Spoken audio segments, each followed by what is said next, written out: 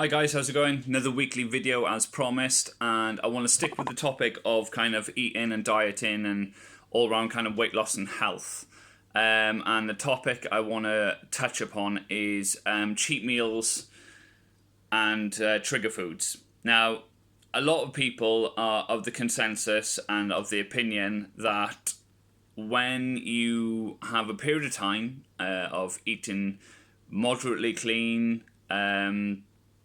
really pushing yourself through it and ignoring the cravings, and you feel like, you've generated enough of a, point of you can justify eating something that's not really going to be getting you any further in your results and so on.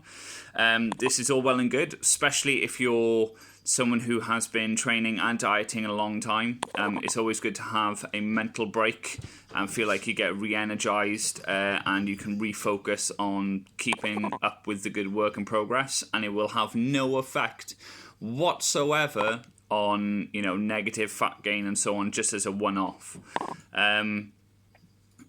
Whereas I think the problem lies now is, say, someone who's decided to make a change at the beginning of the year. For the first 4, maybe 5 weeks, that they eaten what they feel is fairly clean, and the reality may not be as clean and as strict as it could have possibly been. So then they decide to go out and decide that they've deserved a cheat meal, by doing which normally people who are of this mind tend to eat the wrong kind of cheat foods. Now, if you've got a particular food that you can eat a small amount of, which makes you then lose all control over portion, over justifying it and the particular amount that you're going to eat of it, this is what we call a trigger food. Now, for me, it used to be anything pretty much overly sweet. As soon as I'd have a small portion of something sweet, whether it be like chocolate or ice cream or whatever, I would find it very, very hard to stop just at that selection. I would tend to go completely overboard. I would stuff my face until the point where I would be absolutely in excruciating pain because my stomach was so full, and it would have a really negative impact for at least 4 to maybe 7 days of the following week. And when you are, you decided that, okay, you've done well, you've lost weight, you've hit the targets and goals you're aiming for, then yes, by all means, bring in something that's going to reward your progress and keep you going along the same path. Just be very careful what selection you have. If you find that you have one slice of pizza and then you got to order, you'll all eat the whole thing or even order more, maybe it's worth your while sticking away from that particular food and focusing on something else.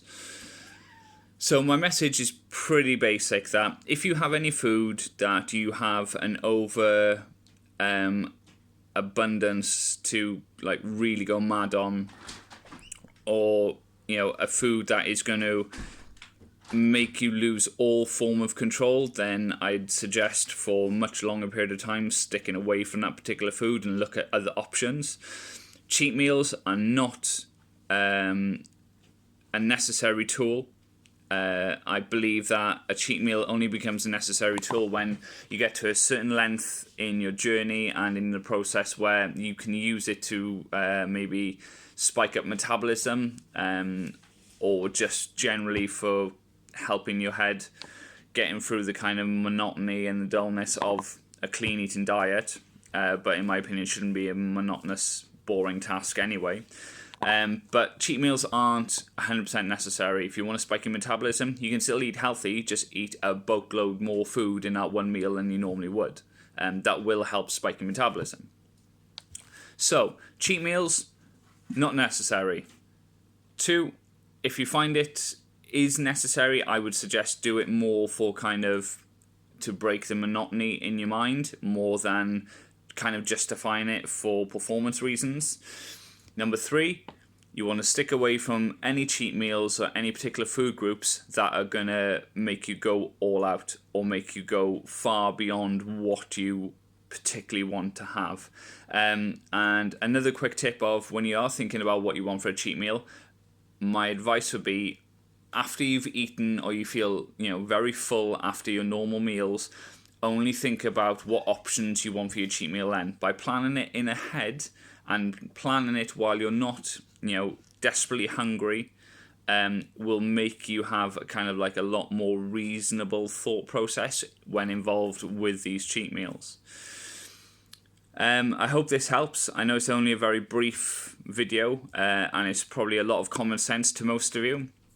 But whatever helps, guys. Any topics you want me to address, or anything in relation to the topics we discussed, if you want me to discuss further, or anything new content you want me to bring out, please drop me a message, whether it's on the videos themselves or my Facebook, or email me. So I hope this helps, guys, and that's another video for another week.